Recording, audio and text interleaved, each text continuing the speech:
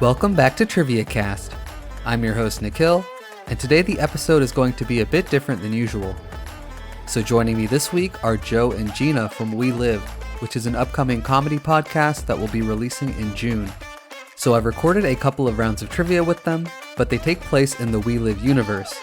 So in this world, a zombie apocalypse has occurred, and I'm podcasting from a beachside hideout in Los Angeles. So for each round, I'll read through the questions one time and give you, the audience, a chance to try them out, and then I'll roll the audio of going through the questions with Joe and Gina while providing the answers. Keeping on theme with today's collab, the first round will be Zombies on Screen, the second round will be End of the World, and the last round will be a comedy round about the current events inside the We Live universe to help out with their world building. So that one is more of an entertainment round rather than a trivia round. So without further ado, let's go ahead and meet Joe and Gina and then hop into our first round. So Gina, we gotta let them know the loser has to, the whole reason for this is because we've run out of gas for the generator and the loser has to go try to acquire some from the shed, which is obviously surrounded by a horde of zombies. And you gotta siphon it, so. Oh no, yeah, that's quite the punishment. I'm sorry that I'm the one deciding who has to do that. All right, I'm ready. Round one. All right, let's go ahead and jump into Zombies on Screen. Question 1. What Academy Award-winning actor starred in the 2013 zombie apocalypse film World War Z?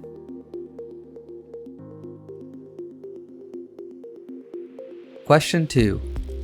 What comic book series written by Robert Kirkman was first adapted into a hit TV show that debuted in 2010 and later into an expansive media franchise? Question 3. What 2016 film by South Korean director Yoon Sang-ho depicted a violent zombie outbreak spreading across South Korea?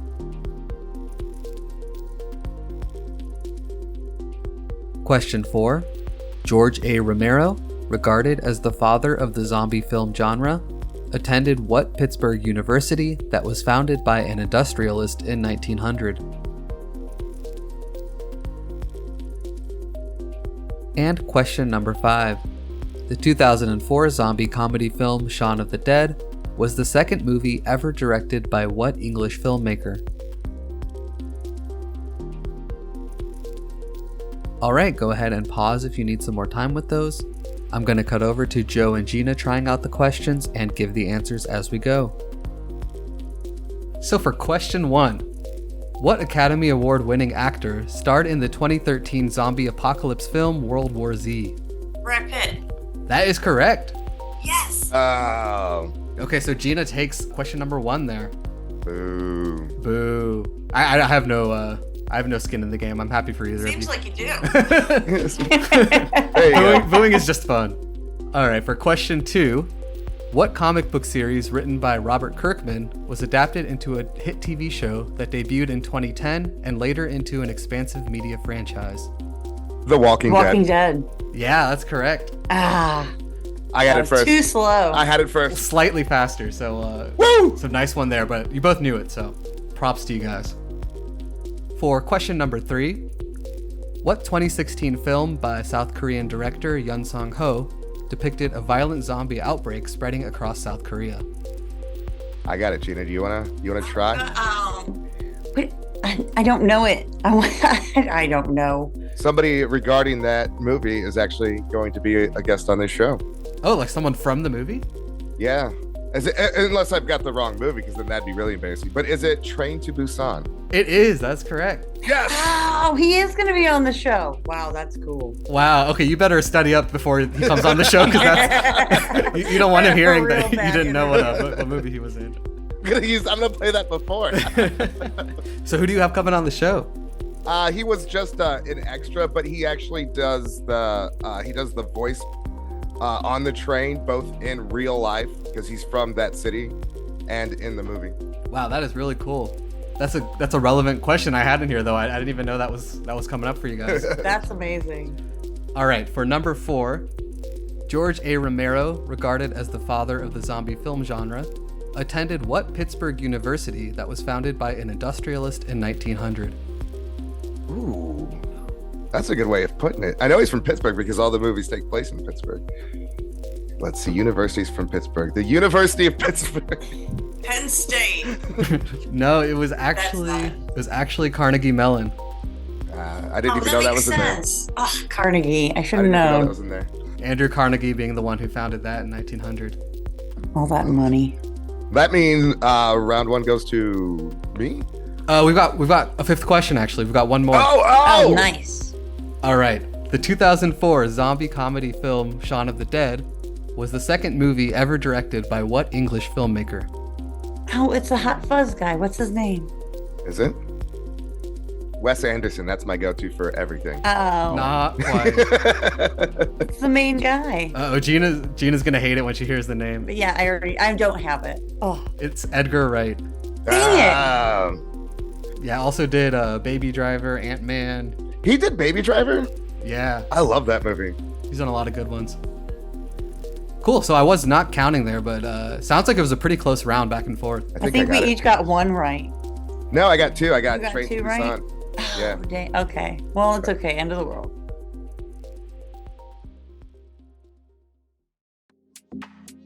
All right, so for round two, we've got End of the World, apocalypse themed. Question 1. What Australian post-apocalyptic film franchise dates back to 1979 and saw its fourth installment released in 2015?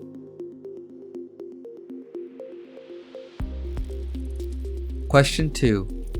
The Saffir-Simpson scale is used to measure the potential damage of what natural disaster? Question 3. What 2006 post-apocalyptic novel by American author Cormac McCarthy won the 2007 Pulitzer Prize for Fiction? Question number 4. December 21st, 2012 was the last day of a 5,000-year-long cycle based on the calendar of what civilization? And question number 5. What critically acclaimed post-apocalyptic TV show was adapted from a 2013 video game by the developer Naughty Dog? Alright, please pause if you need some more time and I will cut back to Joe and Gina trying out these questions and give you the answers. Question number 1. What Australian post-apocalyptic film franchise dates back to 1979 and saw its fourth installment released in 2015? Mad Max. That is correct. Oh, I was thinking zombies. You're right. Yeah, no, we're not. We're off the zombies now. You're we're just right. on to general apocalypse. You're right. Yeah, nice one. Okay. Gotta redeem myself. Yes, that was a quick one there. I like that. All right, question 2. The Saffir-Simpson scale is used to measure the potential damage of what natural disaster? Nuclear Meteor strike. So that's actually the hurricane scale, where it's a category 1, 2, 3, 4, or 5 hurricane. Ah. And it's called what now? The Saffir-Simpson scale. Look at that. We learned something real.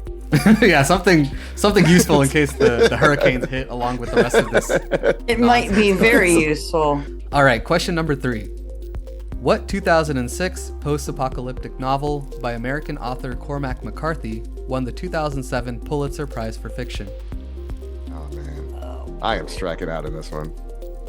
Pulitzer Prize for Fiction. Man. And a bonus hint, there was a 2009 film made from this novel. I'm out. I'm tapping out. This is bad. This is dead air right now. That's all right. That one was The Road. The Road. I've never heard of it in my life. Never heard of it. The movie or the book? I think I read it in high school, but it must not be like a nationwide thing. You can win the Pulitzer for fiction? Yeah, I guess you can. They must have different categories like fiction, nonfiction. That's crazy. All right, question number 4. I've got a callback here. Okay. December 21st, 2012 was the last day of a 5,000-year-long cycle based on the calendar of what civilization? Mayans. Yes. Gina was quicker on that one, but it sounds like you both knew that one. And a phenomenal movie That movie is so bad. that nobody ever. I know, I was gonna say, that movie was a little suspicious, but they were really just trying to capitalize on everyone talking about it, everyone like being crazy about it. They're like, we got to make a movie about this. All right, and for our fifth and final question for the apocalypse theme here, what critically acclaimed post-apocalyptic TV show was adapted from a 2013 video game by the developer Naughty Dog? World War Z? Resident Evil. No, that was actually the one everyone's been yelling about recently, The Last of Us. Oh, That's a video game. I had no Yeah, idea. it started as Wow. a video game 10 years ago. I thought I knew pop culture, but you are proving me otherwise. So Gina, you got that one. I did. We're neck and neck now. Yeah, sounds like you guys are, we'll call it perfectly even here. Keep things spicy. That sounds right. It sounds about right. We always want to have the last round being as razor thin as possible. It's a barn burner here. All right, so our last round is going to be kind of the town history current events round. Yep. So we'll go ahead and start with our first question. What animal escaped from the local zoo on the island and was found in the candy aisle of a Walmart? Chimpanzee. Harambe. It was not specifically Harambe, so I'm going to have to give it to Gina for that one. Harambe was unfortunately already murdered at this point. But Cold blood. resurrected Harambe, remember? Reanimated Harambe. Oh, has Harambe come back? He is now. I like the idea that it was Harambe after all. He still lives on with us. I really do like being Harambe. All right, question number 2. What former U.S. president was the first to be turned into a zombie during the outbreak? George W. Bush. I was gonna go with Bill Clinton. It was George W. Bush. Yeah, he, down in Texas, I believe he's still residing. They got to his residence there and tore down the walls and tried to run for it, but You're right. he's getting up there in age. You just couldn't outrun him. Yeah, Clinton was the week after. That's what it was. Yeah, exactly. Yeah. That's right. Took him a while to get to Arkansas. Because Hillary threw him out of the house, and that's what happened. Yes, that's right. All right, question number 3. What restaurant's food was voted most edible in an island-wide poll conducted the day before the apocalypse began? Joe, you don't even get to know this one. Yeah, because I'm an outcast. Shrimp kebabs down at Frank's Shrimp Shack. That's correct. Frank's Shrimp Shack, with a very hard to pronounce name. Winning that award, most edible food. Yeah, I wouldn't know that. I showed up later. Oh, okay. Have you guys gotten to eat any of the shrimp down there? It's a little off now. A little overrated, Yeah. maybe? Frank's Shrimp Shack. Frank's Shrimp Shack. Over there on the pier, remember? All right. Moving on. All right, question number 4. What tech billionaire attempted to flee the planet in a private rocket, only to discover the pilot had already been turned into a zombie? The Virgin guy, Richard Branson. Gina? Is it Donald Trump? No, it was not Donald Trump. Richard Branson is correct. Yes. Ah. Yeah, he really thought he was getting away with one there, but he got bitten shortly after getting on board. So is he still up there, just nomming around? Yeah. Just circling the planet, but he's a zombie. Yeah, just searching for brains of any kind. How is he gonna post on LinkedIn now? All right. And question number 5, our final This is question. it, right? This is it. This is for the big everything. one, yeah. We're still at a tie right now. We'll call this winner takes all. Winner takes all for the gasoline. Loser has to siphon the gasoline in the zombie-infested shed. What Grammy Award-winning artist took advantage of the situation and released their #1 single titled "Undead Without Your Love"? Whitney Houston, baby. I was gonna say Adele. Oh, you were both incorrect. It was actually zombie Olivia Rodrigo. Oh. That explains the album title. Exactly. Yeah. She's big with the love with the TikTokers and all those kinds of trends going around. Should have put that together. Oh man, so I guess that means we've got to do it together. I think that's what it sounds like. It was. Yeah. We'll call it a tie overall. That's going to be a team effort getting that gasoline. I will shoot, you siphon. That's fine. So that is going to conclude this week's episode of Trivia Cast. Thank you again to Joe and Gina from We Live for coming on. And looking forward to see how my segment fits into their full episode that's going to be coming out in June. So I will give another shout out on the podcast when we get closer to the release. But as for TriviaCast, you know where to find us at TriviaCastPod on all social media. And be sure to leave us a 5-star rating on Spotify or Apple Podcasts if you're enjoying the show. So with that, there's one last thing about the We Live podcast. Anyone who appears as a guest on their show ends up dying to the zombie apocalypse at the end of their segment. So I'm going to go ahead and cut to my final scene with Joe and Gina and let that roll where you can hear how the zombies get me. Thank you again for listening, and I will see you next week.